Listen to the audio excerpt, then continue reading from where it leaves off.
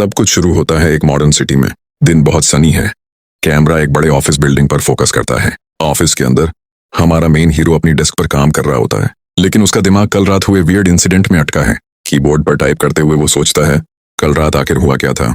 अचानक उसे याद आता है कि उसके रूम में एक ब्लू स्क्रीन दिखाई दी थी, जिसे देखकर वो बुरी तरह शॉक्ड हो गया था। उस स्क्रीन पर एक फ्लोटिंग शॉप विंडो थी, जिसे देखकर उसने सोचा, क्या मैं हेलुसिनेट कर रहा हूँ।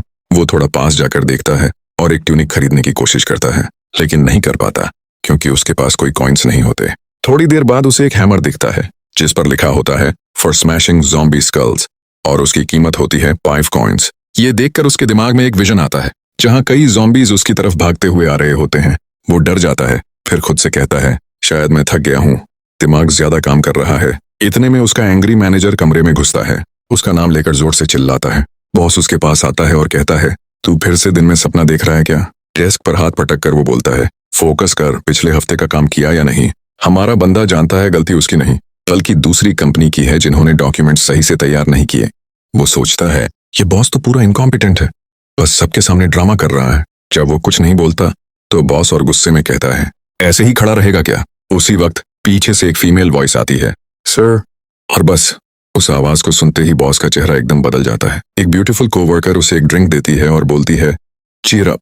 बस लड़की को देखते ही उस आदमी का एंग्री फेस एकदम गूफी स्माइल में बदल जाता है। वो उसका हाथ पकड़कर बोलता है, चलो आज डिनर चलते हैं। ऑफिस के बाद वो पूरी तरह भूल जाता है कि कुछ मिनट पहले वो कितना गुस्से में था। मैनेजर फिर से उस लड़की पर फ्लर्ट करने लगता है। कहता है, इतनी प्रिटी लग रही हो, ऐसे घर चली जाओगी तो टाइम वेस्ट होगा। वो ऑकवर्ड सी स्माइल देती है और कहती है, सर आज के लिए ऑलरेडी प्लान्स है। मैनेजर कहता है, ठीक है, फिर किसी और दिन ड्रिंक कर लेंगे। लड़की पोलाइटली श्योर कहकर चली जाती है। जैसे ही बॉस जाता है वो लड़की एक लंबी साई ऑफ रिलीफ लेती है। खुश होती है कि ऑकवर्ड सिचुएशन खत्म हुई। हमारा प्रोटैगनिस्ट उसे देखकर मुस्कुराता है और सॉफ्टली बोलता है, थैंक्स फॉर हेल्पिंग मी। वो हल्के से मुस्कुराकर उसकी तरफ देखती है। आसमान की ओर देखते हुए वो सोचता है, काश अभी घर जा पाता। बाहर निकलते ही उसे अपने बॉस पर गुस्सा आता है। वो सोचता है, अगर मेरी कॉलीग नहीं होती तो मैं अब भी अंदर फंसा होता। वो रूफटॉप पर बैठकर स्मोकिंग करता है। मन में सोचता है, कंपनी छोड़ नहीं सकता, नई जॉब मिलना बहुत मुश्किल है। वो डिसाइड करता है कि बाद में उस लड़की को कॉफी पिलाने ले जाएगा। तभी शोना खुद रूफटॉप पर आती है और उसे वहां अकेला देखती है। वो सरप्राइज होकर पूछता है, तू यहाँ, तू तो स्मोक भी नहीं करती। वो हंसकर कहती है, मैनेजर से थोड़ा दूर रहने आई हूँ। क्लाइंट गायब हो गया है और अब वो सब पर गुस्सा कर रहा है। ऊपर से बार बार मुझे बाहर चलने को कह रहा है। अचानक उसे कोल्ड महसूस होती है। वो अपने हाथों को देखती है और कहती है, आज कुछ ज्यादा ठंड लग रही है। लड़का थोड़ा कंफ्यूज्ड होता है। वो इंसिस्ट करती है, नॉर्मल नहीं है ये, देखो गूज़बम्प्स आ गए। वो हंसते हुए बोलता है, शायद तू ठंड के लिए ज्यादा सेंसिटिव है। शोना अपना फोन निकालती है और उसे एक सोशल मीडिया पोस्ट दिखाती है जहां अफ्रीका में स्नोफॉल हो रही है। लड़का शॉक में आ जाता है, क्या ये सच में पॉसिबल है। वो कहती है, मुझे भी अजीब लग रहा है। तभी दोनों के फोन्स वाइब्रेट करते हैं। एक कोल्ड वेव वार्निंग आती है, वो भी समर के बीच में, और तुरंत उसके बाद एक और इमरजेंसी अलर्ट आता है। वो अलर्ट पढ़ते हैं। उसमें लिखा है कि अचानक टेम्परेचर गिरने वाला है। दोनों सोचते हैं, जून में कोल्ड वेव, इम्पॉसिबल। अचानक एक स्मॉल स्नोफ्लेक उसके हाथ पर गिरता है। लड़की कांपते हुए कहती है, इतनी कोल्ड हवा क्यों है। वो अपने हाथ में पड़े स्नो को देखकर एकदम शॉक्ड रह जाता है। दोनों आसमान की तरफ देखते हैं और यकीन नहीं कर पाते कि वाकई समर में स्नो गिर रहा है। रात तक वो पूरा सनी सिटी अब सफेद बर्फ से ढक चुका होता है। ऑफिस में वापस लड़का एक वार्म ड्रिंक लेता है और सोचता है, लगता है दुनिया सच में पागल हो गई है। जैसे जैसे ठंड बढ़ती है वो जल्दी से अपना सामान पैक करता है और होम निकलने का फैसला करता है। वो एलिवेटर के पास पहुंचता है, देखता है पैनल पर 6th फ्लोर लिखा है, तो वो नीचे जाने के लिए कॉल बटन दबा देता है, लेकिन एलिवेटर मूव नहीं करता। तो वो फिर से बटन दबाता है और सोचता है कि शायद ये टूट गया है। अचानक एक तेज आइसी हवा का झोंका उसे लग जाता है, जिससे वो खुद को गले लगाता है और ठंड की शिकायत करता है। स्टेटस विंडो उसके दिमाग में खुली रहती है, तो वो डिसाइड करता है कि जल्दी निकलने के लिए स्टेयर्स से ही जाएगा। जैसे जैसे वो नीचे उतरता है वो ठंड और इस पागल मौसम को कोसता जाता है। अपने फ्लोर के पास पहुंचकर उसे पीछे से एलिवेटर डोर्स के बंद होने की आवाज सुनाई देती है। वो पीछे मुड़कर देखता है कि दरवाजे खुल रहे हैं और सोचता है कि क्या एलिवेटर सच में खराब नहीं था। दरवाजे बार बार अपने आप खुलते और बंद होते हैं और जगह की खामोशी उसे अजीब लगती है। अचानक सारी लाइट्स चली जाती हैं और पूरा कॉरिडोर अंधेरे में डूब जाता है, जिससे वो बहुत नर्वस हो जाता है। उसे लगता है कि सिचुएशन खतरनाक है, इसलिए वो अपने सामान को भूलकर बस जल्दी निकलने का फैसला करता है। थोड़ी देर बाद उसे ऑफिस के अंदर से मेटल घसीटने जैसी आवाज सुनाई देती है। उस आवाज से उसके शरीर में सिहरन दौड़ जाती है और वो डिसाइड करता है कि उसे अपना सामान लेकर तुरंत निकल जाना चाहिए। वो धीरे धीरे डार्क ऑफिस में कदम रखता है ताकि अपना सामान लेकर जल्दी निकल सके। वो महसूस करता है कि माहौल बहुत अजीब है और उसे याद आता है कि टेरेस पर जाने से पहले वहां और भी लोग थे। वो अपने डेस्क पर पहुंचता है तो देखता है कि सब कुछ बिखरा पड़ा है और सोचता है कि आखिर यहाँ हुआ क्या। उसे लगता है कि जगह को किसी ने बहुत जल्दी में छोड़ दिया है और वो किसी को पुकारता है। वो अजीब सी आवाज और बिखराव उसे बहुत खराब फीलिंग देती है। तेजी से निकलने के लिए वो अपना बैकपैक उठाता है ताकि अब निकल जाए। उसी वक्त पीछे दीवार पर एक डरावनी परछाई दिखाई देती है। वो डर कर तुरंत पीछे मुड़ता है ये देखने के लिए कि वहां कौन है। मीटिंग रूम की तरफ देखते हुए उसे महसूस होता है कि अंदर कुछ है। वो धीरे से वहां बढ़ता है और उसके कदम किसी चीज पर पड़ते हैं। वो नीचे देखता है तो समझता है कि वो एक गंदी आईडी बैज है। वो एक कदम पीछे हटता है और उस आईडी कार्ड को क्यूरियोसिटी से देखता है। जब वो बैज उठाता है तो देखता है कि उस पर रेड लिक्विड लगा हुआ है और वो उसके कोवर्कर का है। जो उसने देखा उससे डर कर वो पीछे गिर जाता है और सोचता है कि आखिर यहाँ हुआ क्या है। वो घबराकर मीटिंग रूम से रेंगते हुए बाहर निकलने लगता है। उसकी आंखें डर से चौड़ी हो जाती हैं जब वो उस रूम्स डोर को घूरता है। बहुत स्लोली वो ब्लाइंड्स के पीछे से झांक कर अंदर देखने की कोशिश करता है। अंदर कंप्लीट डार्कनेस है, बस 2 रेड ग्लोइंग आईज चमक रही हैं। वो क्रीचर नीचे झुका हुआ है जैसे किसी चीज को खा रहा है। ये सीन देखकर उसका दिल बहुत जोरों से धड़कने लगता है। उसे अपनी आंखों पर यकीन नहीं होता। अचानक क्रीचर अपना सिर उठाता है। उसके मुंह से रेड लिक्विड टपक रहा है और उसके दांत बेहद शार्प हैं।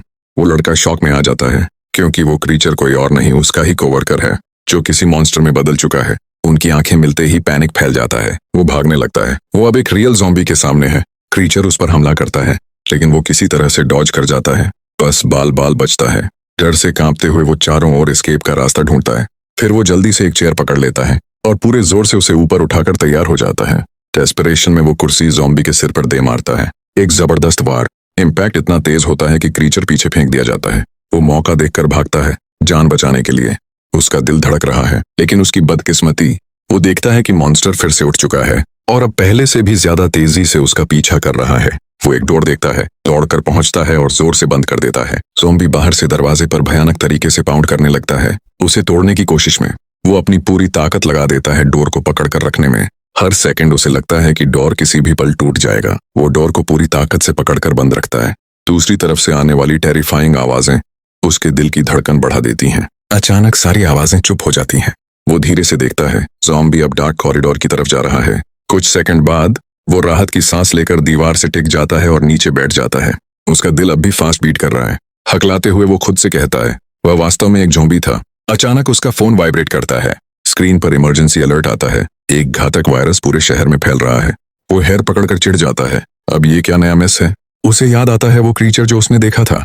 वो यकीन से कहता है नो वे, वो रेबीज नहीं था, वो सच में ज़ॉम्बी था। वो फ्लोर पर बैठकर फोन खोलता है। ऑनलाइन फोरम पर लोगों के पोस्ट्स दिखते हैं। हर जगह हमले हो रहे हैं, दुनिया खत्म हो रही है। ये देखकर उसका माइंड फ्रीज हो जाता है। वो सोचता है क्या ये सब उसी स्टेटस विंडो से जुड़ा है जो कल दिखी थी। वो सर्च करता है लेकिन कुछ नहीं मिलता। स्क्रीन फिर ग्लिच करने लगती है। डिस्प्ले डिस्टॉर्ट होने लगता है और अचानक एक मैसेज आता है कनेक्शन लॉस्ट। कम्युनिकेशन खत्म होते ही वो पैनिक में चला जाता है। चेहरा दोनों हाथों में छुपाकर बड़बड़ाता है अब क्या करूं मैं। ठंड इतनी ज्यादा है कि उसके टीथ आपस में टकरा रहे हैं। वो कॉर्नर में बैठा सोचता है शायद मैं ठंड से मर जाऊंगा इससे पहले कि ज़ॉम्बी मुझे ढूंढ लें। कुछ देर बाद वो खुद को संभालता है, धीरे से उठता है और कहता है नहीं, मुझे बचाव दल के आने तक जीवित रहना होगा। वो फोन निकालता है। बैटरी 83% दिखा रही है। 2 दिन के लिए इनफ है। वो धीरे से मुस्कुराता है। वो फ्लैश लाइट ऑन करता है। स्टेयर्स की तरफ देखता है। अंधेरा, सन्नाटा और डर का माहौल। फिर भी डिटर्मिनेशन के साथ कदम बढ़ाता है और बिल्डिंग एक्सप्लोर करने के लिए तैयार हो जाता है। 7वीं मंजिल पर पहुंचते ही उसे एहसास होता है कि ये फ्लोर कंस्ट्रक्शन टीम का है। वो कॉशियसली अंदर जाता है, उम्मीद में कि शायद कुछ कपड़े या खाना मिल जाए। वो ड्रॉर्स एक एक करके खोलने लगता है, hoping to find something useful. एक ड्रॉर में उसे एक साफ, नीटली फोल्डेड ड्रेस शर्ट मिलती है। वो तुरंत कपड़े बदलता है और खुद को थोड़ा वार्म और कंफर्टेबल महसूस करता है। अब उसका मेन फोकस है फूड। वो कैबिनेट्स की तलाशी लेता है और तभी उसके चेहरे पर मुस्कान आ जाती है। उसे एक बैकपैक मिलता है जो पूरी तरह भरा हुआ है, खाने, पानी और एक ब्लैंकेट से। वो दिल से बैग के अननोन ओनर को थैंक्स कहता है और उसे अपने कंधे पर टांग लेता है। अब उसके पास खाने पीने की चीजें हैं लेकिन उसे एक वेपन की जरूरत है। वो एक रूम की ओर बढ़ता है और दरवाजा खोलते ही चौंक जाता है। अंदर एक सेट ऑफ गोल्फ क्लब्स रखे हैं। वो हंसकर कहता है, बॉस की गोल्फ क्लब्स अब काम आएंगे। वो बैग और क्लब्स लेकर स्टेयरकेस के पास आता है और रात गुजारने की तैयारी करता है। ब्लैंकेट में लिपट कर वो सोचता है, क्या ये खाना 3 दिन चलेगा और क्या रेस्क्यू टीम सच में आएगी। वो विंडो से बाहर देखता है, बर्फ गिर रही है और बाहर की हालत कैओटिक है। सड़कों पर कारें जल रही हैं और हर तरफ ज़ॉम्बीज घूम रहे हैं। ब्लिजर्ड इतना स्ट्रांग है कि उसे लगता है रेस्क्यू हेलीकॉप्टर का आना ऑलमोस्ट इम्पॉसिबल है। वो फर्श पर बैठ जाता है, डीप वरी में डूबा हुआ। सोचता है, अगर रेस्क्यू 1 हफ्ते तक नहीं आया तो। ठंड बढ़ती जा रही है और वो खुद को ब्लैंकेट में कसकर लपेट लेता है। तभी अचानक उसके सामने फिर से स्टेटस विंडो प्रकट होती है। उसे याद आता है कि शॉप में विंटर क्लोथ्स अवेलेबल थे। वो सोचता है, अगर मैं वो खरीद पाता तो कितना अच्छा होता। वो स्क्रीन पर आइटम्स को देखता है और बड़बड़ाता है, लेकिन कॉइन्स कैसे मिलेंगे। वो सिर झुका लेता है, desperately trying to think of a way. बाहर बर्फ गिरती रहती है, ठंड बढ़ती जाती है और वो अकेला ब्लैंकेट में सिकुड़कर बैठा रहता है। कहीं रेस्क्यू आए, उससे पहले उसकी सांसें न थम जाएं। अचानक उसे पास आती हुई फुटस्टेप्स सुनाई देती हैं। वो तुरंत उठ जाता है, ये जानने के लिए कि आवाज कहाँ से आ रही है। आवाज इमरजेंसी एग्जिट डोर की तरफ से आ रही होती है, तो वो पॉसिबल अटैक के लिए तैयार हो जाता है। शोर धीरे धीरे और तेज होने लगता है, जैसे कोई बाहर से डोर खोलने की कोशिश कर रहा हो। उसका दिल तेजी से धड़कने लगता है। वो वर्स्ट सिचुएशन के लिए खुद को तैयार करता है और गोल्फ क्लब को कसकर पकड़ लेता है। वो ब्लैंकेट को फेंक देता है और अटैक पोजीशन में खड़ा हो जाता है, ये सोचकर कि शायद कोई मॉन्स्टर होगा। डोर नॉब धीरे धीरे घूमने लगता है, जिससे साफ पता चलता है कि डोर किसी भी पल खुलने वाला है। दोनों हाथों से क्लब को पकड़कर वो उसे सिर के ऊपर उठाता है, अटैक के लिए रेडी। डोर खुलते ही वो बिना सोचे समझे पूरी ताकत से वार कर देता है। आखिरी पल में एक इंसान अंदर भाग कर आता है। वो आदमी अपने हाथ ऊपर उठाकर चिल्लाता है, रुको, मत मारो। हमारा हीरो चौंक जाता है। उसे एहसास होता है कि ये तो उसका कोवर्कर है। धीरे धीरे वो अपना वेपन नीचे कर देता है। उसे याद आता है, ये वही इरिटेटिंग आदमी है सेल्स टीम का, जो हमेशा परेशान करता था। थोड़ा निराश होकर वो उसकी तरफ देखता है। वो आदमी एक्सप्लेन करता है कि वो ब्रेक रूम में था जब उसे बाहर से नॉकिंग सुनाई दी। वो शेखी मारते हुए बताता है कि उसने दरवाजा अंदर से लॉक कर लिया था, खुद को प्रोटेक्ट करने के लिए। हीरो हंसते हुए कहता है, मैंने तो बस डोर खोला और भागा, इतना सिंपल था। वो आदमी बात को अनसुना करके उसका ध्यान अपनी तरफ खींचता है। वो पूछता है, तेरे पास कुछ खाना है क्या? बहुत भूख लगी है। हीरो थोड़ा शॉक्ड हो जाता है। वो झूठ बोल देता है कि उसके पास कोई खाना नहीं है, इमरजेंसी सप्लाई बचाकर रखना चाहता है, लेकिन वो सिर्फ थोड़ा वाटर ऑफर करता है। आदमी पानी लेते हुए अजीब नजरों से उसे देखने लगता है और थैंक्स कहता है। अचानक वो आदमी उसका हाथ पकड़ लेता है, बहुत जोर से। उसकी आंखों में एक पागलपन झलकता है और वो बोलता है, क्या तू पक्का कह रहा है खाने को कुछ नहीं है? हीरो को एहसास होता है कि कुछ बहुत गलत है इस आदमी के साथ। वो बॉटल भरते हुए सोचता है, इसका बिहेवियर बहुत डिस्टर्बिंग लग रहा है। वो नोटिस करता है कि उस आदमी के शरीर से पसीना टपक रहा है, जबकि चारों तरफ बर्फ जैसी ठंड है। उससे पहले कि वो कुछ समझे, अचानक वो आदमी एक भयानक मॉन्स्टर में बदल जाता है। बिना किसी वार्निंग के वो क्रीचर उस पर झपट पड़ता है पूरी ताकत से, जिससे हीरो एक बहुत ही खतरनाक स्थिति में फंस जाता है। पर रिफ्लेक्स से वो अपने हाथ में पकड़ी हुई मेटल बॉटल उस क्रीचर के चेहरे पर दे मारता है। वो वार इतना जोरदार होता है कि मॉन्स्टर पीछे हट जाता है। इस मौके का फायदा उठाकर वो तुरंत गोल्फ क्लब पकड़ता है और पूरी ताकत से उसे खत्म करने की तैयारी करता है। दांत भींचकर पूरे गुस्से और डर के साथ वो क्लब को उठाता है और मॉन्स्टर के सिर पर एक जोरदार वार करता है। एक ही झटके में वो जमीन पर गिर जाता है, लेकिन जमीन पर गिरकर भी वो क्रीचर अजीब तरह से ग्राउल करता रहता है। उसकी देह अब भी कांप रही है। हीरो क्लब को और कसकर पकड़ता है। उसकी आंखों में बस सर्वाइवल का एक ही इरादा है, अब ये उठेगा नहीं। वो बिना किसी मर्सी के बार बार वार करता है। हर वार के साथ खून और डर का मिश्रण हवा में फैल जाता है।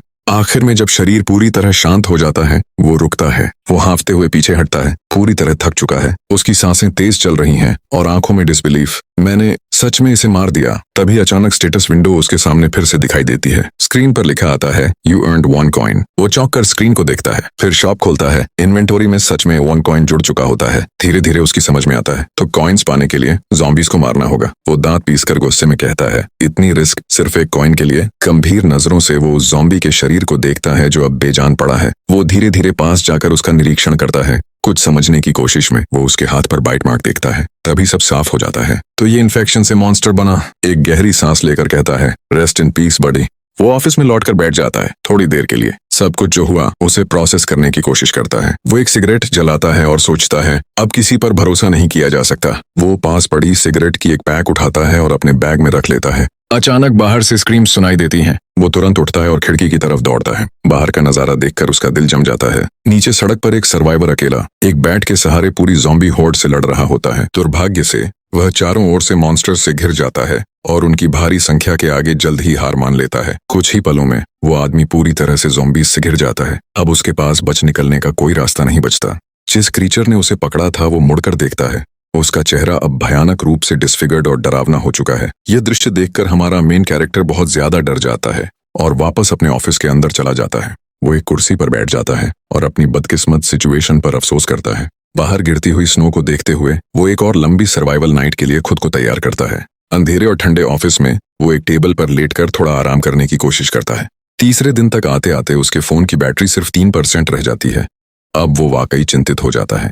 कुछ ही स्नैक्स बचे हैं, इसलिए उसने अपनी ज्यादातर ऊर्जा बचाने और बस खिड़की से बाहर देखने में समय बिताया। इस दौरान उसने कई लोगों को एस्केप करने की कोशिश करते देखा, लेकिन वे सब अंत में ज़ॉम्बीज में बदल गए। सब कुछ देखने के बाद भी वो नतीजे पर पहुंचता है कि अब मूव करना जरूरी है। वो अपना गियर पैक करना शुरू करता है, क्योंकि अगर वहीं रुका रहा तो अंत बहुत जल्दी आ जाएगा। अब उसे दूसरे सर्वाइवर्स को ढूंढना होगा। बैकपैक और वेपन्स लेकर वो बाहर निकलता है, दृढ़ निश्चय के साथ कि किसी को ढूंढेगा जिसके साथ मिलकर वह वहां से निकल सके।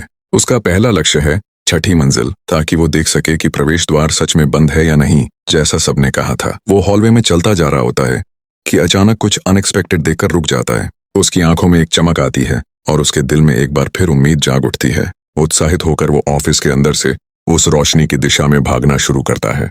वो खिड़की तक पहुंचता है और बाहर झांकता है, लेकिन उसके चेहरे की खुशी पल भर में गायब हो जाती है। बाहर का लैंडस्केप वही है, पूरा शहर स्नो की मोटी परत से ढका हुआ। उसकी आंखों में अब बस वीरान शहर की परछाई झलकती है।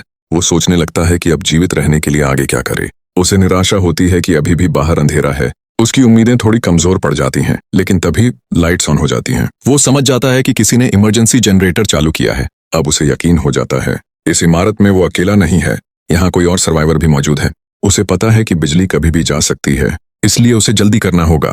उस व्यक्ति को ढूंढना होगा इससे पहले कि सब कुछ फिर से अंधेरे में डूब जाए। वो अंदाजा लगाता है कि शायद वो व्यक्ति पहली मंजिल पर है। धीरे धीरे सीढ़ियां उतरते हुए वो शोर न करने के लिए अपने जूते उतारता है और सावधानी से उन्हें अपनी गर्दन में बांध लेता है। वो धीरे धीरे सीढ़ियां उतरता है, एकदम चुपचाप, क्योंकि उसे पता है कि थोड़ी सी आवाज भी भूखे ज़ॉम्बीज को उसकी ओर खींच सकती है। 6ठी मंजिल पर पहुंचकर वो सावधानी से डोर के पास जाता है ताकि दूसरी तरफ की सिचुएशन देख सके। वो डोर क्रैक से हल्के से झांकता है, बस एक झटके में नजर डालने के लिए। उसे दिखता है कि एंट्रेंस भारी इक्विपमेंट से पूरी तरह ब्लॉक है, ठीक वैसे ही जैसा उसने सोचा था। इस खोज से वो थोड़ा उत्साहित हो जाता है। अब उसे लगता है कि शायद यहाँ उसके अलावा और भी सर्वाइवर्स हैं। दीवार पर लगी इमरजेंसी एग्जिट साइन बताती है कि रास्ता दूसरी और पहली मंजिल की ओर जाता है। वो धीरे धीरे लॉबी डोर के पास पहुंचता है और सोचता है कि शायद वहां बहुत सारे ज़ॉम्बीज हो सकते हैं। एक गहरी सांस लेकर वो डोर नॉब घुमाता है और अंदर झांकने के लिए तैयार होता है। डोर गैप से झांकते हुए वो उम्मीद करता है कि सामने कोई क्रीचर न मिले, लेकिन उसकी बदकिस्मती से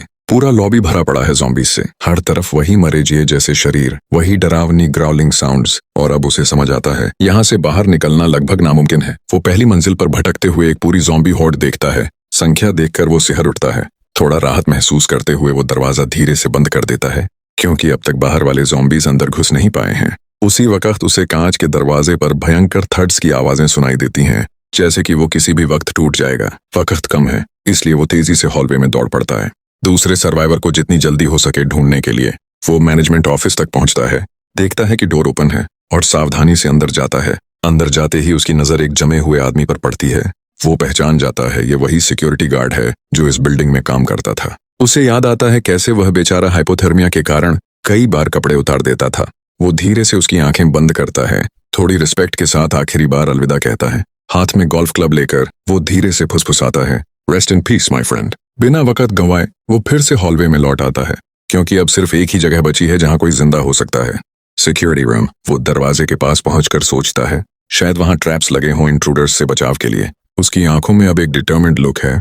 वो जानता है कि उसे अंदर वाले को दिखाना होगा कि वो कोई ज़ॉम्बी या थ्रेट नहीं है। तभी बाहर हॉलवे में एक ज़ॉम्बी अजीब आवाज निकालते हुए बदलने लगता है। एक और मॉन्स्टर उसकी ओर आता है और जोर जोर से स्क्रीम करता है, जिससे बाकी क्रीचर्स भी सक्रिय हो जाते हैं। वो जानता है कि इनका हियरिंग सेंस बहुत तेज है, इसलिए वो तुरंत दरवाजे पर नॉक करता है ताकि अंदर वाला समझ जाए कि बाहर कोई इंसान है, कोई मदद मांग रहा है। सांस रोके हुए वो बहुत सावधानी से दरवाजा खोलने की तैयारी करता है। दरवाजा जैसे ही क्रीक की आवाज के साथ खुलता है, अचानक अंदर से एक तेज और अप्रत्याशित हमला उसकी ओर आता है। एक इम्प्रोवाइज्ड स्पीयर सीधे उसकी छाती की ओर बढ़ती है, लेकिन वो तेजी से अपनी गोल्फ क्लब से उसे ब्लॉक कर देता है। हमले की ताकत से वो थोड़ा पीछे हट जाता है और उसी पल उसे स्पीयर की आवाज पहचान में आ जाती है। वो समझ जाता है कि ये किसी जिंदा इंसान का हमला है, कोई ज़ॉम्बी नहीं। उधर अंदर वाला सर्वाइवर भी चौंक जाता है क्योंकि उसने एक इंसान पर वार कर दिया था, मॉन्स्टर पर नहीं। दूर गलियारे में एक ज़ॉम्बी इस शोर को सुन लेती है और सिक्योरिटी रूम की ओर बढ़ने लगती है। वो आदमी पीछे हटता है और दोबारा हमला करने की तैयारी करता है अगर उसे अपनी जान बचानी पड़े तो। लेकिन हमारे हीरो ने भी देर नहीं की। वो आदमी को कमरे के अंदर धकेलता है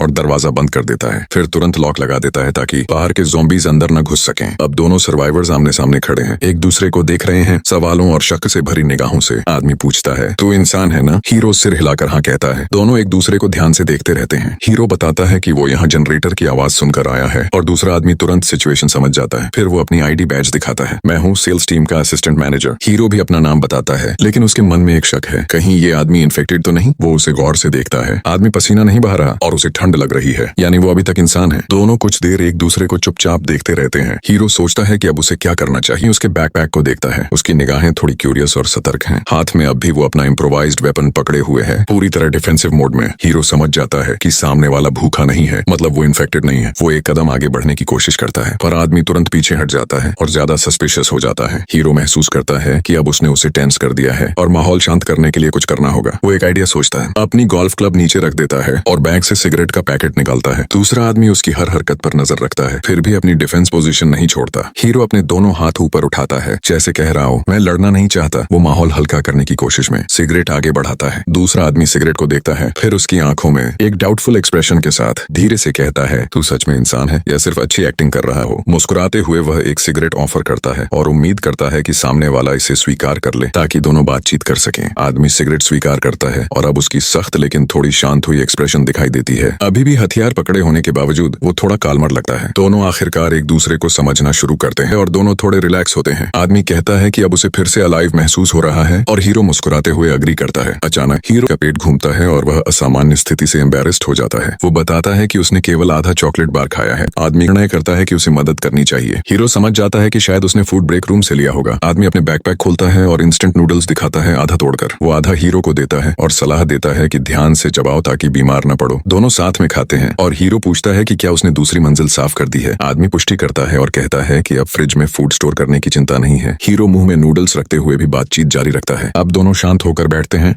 और एक दूसरे की स्थिति बेहतर समझते हैं। हीरो पूछता है कि दूसरी मंजिल पर क्या हाल है। आदमी कहता है कि स्थिति अच्छी नहीं थी। वो ब्रेक रूम में एक कॉलीग के साथ फंसा था और उन्होंने खाना साझा किया, पर उसका कॉलीग तुरंत निकलना चाहता था, जबकि वो रेस्क्यू का इंतजार करना सही समझता था। अंत में कॉलीग बाहर गया और जैसे ही ब्रेक रूम का दरवाजा खोला, इन्फेक्टेड हो गया। हीरो टिप्पणी करता है कि वहाँ बहुत सारे ज़ॉम्बीज हैं। आदमी पुष्टि करता है कि उसने 4 ज़ॉम्बीज देखे। वो केवल इसलिए बाहर गया क्योंकि बैटरी खत्म होने वाली थी और जल्दी वे आउट ढूंढना था। आदमी बताता है कि उसने ज़ॉम्बीज को डिस्ट्रैक्ट किया और क्रॉल करके एस्केप किया। हीरो उसकी तारीफ करता है कि उसने 4 ज़ॉम्बीज से बचकर निकला और आदमी उसकी तारीफ की अप्रिशिएशन करता है। फिर हीरो पूछता है कि क्या यही आदमी था जिसने जनरेटर चालू किया। आदमी पुष्टि करता है। पावर स्ट्रिप देखकर हीरो समझ जाता है कि यह पावर किसी चीज को चार्ज करने के लिए चालू किया गया था। चश्माधारी आदमी पूछता है कि क्या फोन अभी भी काम कर रहा है और हीरो उसे कंफ्यूज्ड होकर देखता है। दूसरा सरप्राइज्ड होकर पूछता है कि क्या उसने इतना समय इंटरनेट इस्तेमाल किए बिना सर्वाइव किया। हमारा हीरो कहता है कि यहाँ कोई सिग्नल नहीं है, लेकिन आदमी बताता है कि सैटेलाइट इंटरनेट काम कर रहा है। इस खबर से शॉक्ड वह कंपनी स्पेस लिंक को याद करता है और पुष्टि करता है कि उसे अच्छी तरह जानता है। आदमी समझ आता है कि कुछ ऑनलाइन कम्युनिटीज में अभी भी सर्वर्स चल रहे हैं। वह हमारे हीरो का फोन चार्ज करने की पेशकश करता है और उसे बैठने का न्योता देता है। फोन चार्ज होने लगता है और हमारा हीरो आखिरकार दुनिया से कनेक्ट हो पाता है। वह अन्य सर्वाइवर्स की पोस्ट्स देखता है और समझता है कि इंटरनेट वास्तव में काम कर रहा है। कृतज्ञ होकर वह आदमी की तरफ देखता है और धन्यवाद देता है उसके सभी मदद के लिए। दोनों कुछ समय चुपचाप रहते हैं और अपने सराउंडिंग्स को ध्यान और शांति से ऑब्जर्व करते हैं। अचानक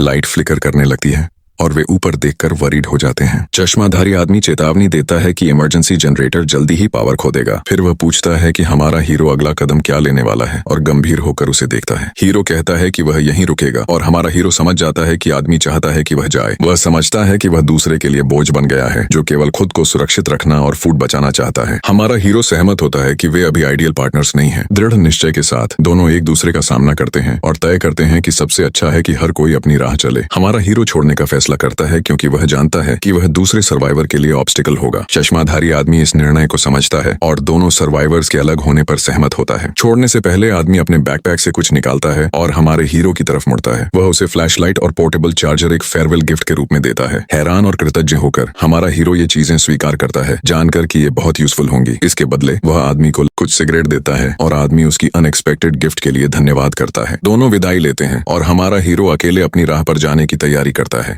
मुस्कुराते हुए वह मुड़कर फ्रेंडली जेस्चर के साथ विदाई देता है। आदमी उसे गुड लक कहता है और दोनों अलग हो जाते हैं, उम्मीद करते हुए कि फिर कभी मिलेंगे। हमारा हीरो विदाई देता है और आशा करता है कि भविष्य में वे फिर से अलाइव और वेल मिलेंगे। वह जल्दी निकलने लगता है ताकि पावर खत्म होने से पहले और बिल्डिंग फिर से अंधेरा न हो जाए। लॉबी के दरवाजे की ओर देखते हुए वह देखता है कि ज़ॉम्बीज अभी भी अंदर आने की कोशिश कर रहे हैं। अपने गोल्फ क्लब के साथ वह अकेले rest of the building explore करने की तैयारी करता है। वह सीढ़ियों से नीचे उतरता है और तय करता है कि बेसमेंट जाएगा, वहां से कंपनी की कार लेकर एस्केप करेगा। पार्किंग लॉट कार से भरा हुआ था और उसे एहसास होता है कि वह उनमें से किसी एक का इस्तेमाल करके एस्केप कर सकता है। हालांकि वह सोचता है कि अब तुरंत निकलना सही निर्णय है या केवल हेस्टी डिसीजन। फिलहाल वह वापस ऊपर जाने और मोर इन्फॉर्मेशन इकट्ठा करने का फैसला करता है इससे पहले कि वह बिल्डिंग छोड़ने की कोशिश करे। वह स्टेयर्स पर चढ़ता है, दृढ़ निश्चय के साथ कि वह एक्सप्लोर करेगा और सेफ वे खोजेगा। अचानक लाइट चली जाती है और हॉलवे फिर से टोटल डार्कनेस में डूब जाता है। शांत होकर वह अपने पास मिली फ्लैशलाइट निकालता है और अंधेरे में अपनी यात्रा जारी रखने की तैयारी करता है। फ्लैशलाइट के साथ वह अंधेरे हॉलवे को रोशन करता है और ऊपर की ओर स्टेयर्स पर जाने के लिए तैयार होता है। वह धीरे धीरे और सावधानी से चलता है, जानते हुए कि ज़ॉम्बीज किसी और जगह पर चले गए हो सकते हैं। सीढ़ियां चढ़ते हुए वह चौथे और पांचवें फ्लोर से गुजरता है, पूरी अटेंशन और कॉशन के साथ। जैसे ही फ्लैशलाइट उसका रास्ता रोशन करती है, वह ऊपर से एक स्ट्रेंज नॉइज सुनता है और रुक जाता है। उसे एहसास होता है कि ऊपर की मंजिल पर कोई है और संभावना है कि वह ज़ॉम्बी हो। गोल्फ क्लब हाथ में लेकर वह तैयार होता है उस चीज का सामना करने के लिए जो ऊपर है। जीवित रहने के लिए दृढ़ निश्चय के साथ वह आगे बढ़ता है और अपने रास्ते में आने वाली किसी भी बाधा को ब्रेक करने का निर्णय लेता है। वह अपना बैग और फ्लैशलाइट फर्श पर छोड़ देता है ताकि वह फाइट में अधिक फ्रीडम और एजिलिटी के साथ मुकाबला कर सके। अचानक एक ज़ॉम्बी सीढ़ियों के ऊपर दिखाई देता है और धीरे धीरे उसके पास उतरता है। सुकून महसूस करते हुए वह देखता है कि मॉन्स्टर उसकी तरफ पीठ करके है और शायद वह अननोटिस निकल सकता है। चुपचाप वह स्टेप्स चढ़ता है, मौका लेकर क्रीचर को बिना देखे पार करने का प्रयास करता है, लेकिन ज़ॉम्बी टर्न करके अचानक और तेज अटैक करता है। क्रीचर भयंकर हमला करता है, लेकिन वह अपने गोल्फ क्लब से हमला डिफेंड करने में सफल होता है। सड़क पर हमला देखकर वह फाइट बैक करने और अपनी जान बचाने की तैयारी करता है। ज़ॉम्बी उस पर लीप करता है, लेकिन हमारा हीरो उसे क्लब से मारता है और दूर फेंक देता है। एक डायरेक्ट हिट के साथ वह मॉन्स्टर के हेड पर पूरी ताकत और दृढ़ निश्चय से वार करता है। इम्पैक्ट से क्रीचर जोर से दीवार में गिरता है और डरावना आवाज निकलती है। ज़ॉम्बी दर्द में चिल्लाता है, लेकिन हमारा हीरो रुकता नहीं है और अंतिम वार के लिए तैयार होता है। एक बैटल क्राई के साथ वह मॉन्स्टर पर एक और शक्तिशाली और निर्णायक हमला करता है। ज़ॉम्बी फर्श पर गिरता है और हमारा हीरो अंततः थ्रेट न्यूट्रलाइज करने में सफल होता है और सांस लेता है। ज़ॉम्बी के शरीर के साथ वह सुकून की सांस लेता है और थोड़ी देर आराम करता है। दिल की धड़कन तेज, वह सोचता है कि क्या लड़ाई फाइनली ओवर है और क्या वह सुरक्षित है। दुर्भाग्यवश ज़ॉम्बी फिर से हिलने लगता है और उसे एहसास होता है कि यह अभी खत्म नहीं हुआ। वह क्रीचर पर एक और बार पूरी ताकत से वार करता है ताकि अंततः इसे खत्म किया जा सके। वार के बाद स्टेटस विंडो दिखाई देती है और उसे एक और कॉइन मिलता है जीतने के लिए।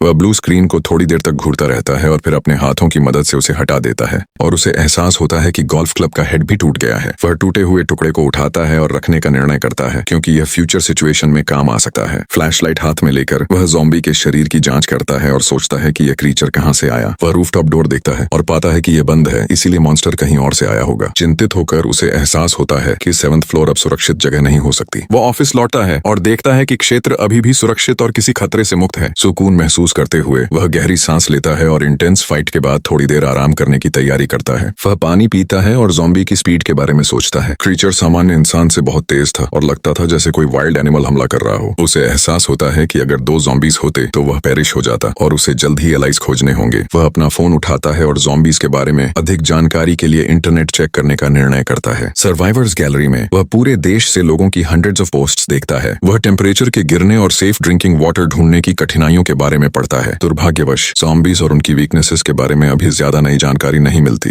अगर वीडियो अच्छा लगा हो तो एक लाइक जरूर कर देना और हाँ, अगर अब तक चैनल को सब्सक्राइब नहीं किया है तो जल्दी से कर लो। बेल आइकन दबाना मत भूलना ताकि आने वाला कोई भी अपडेट मिस ना हो जाए। मिलते हैं अगले वीडियो में, तब तक अपना ख्याल रखना और कीप स्माइलिंग।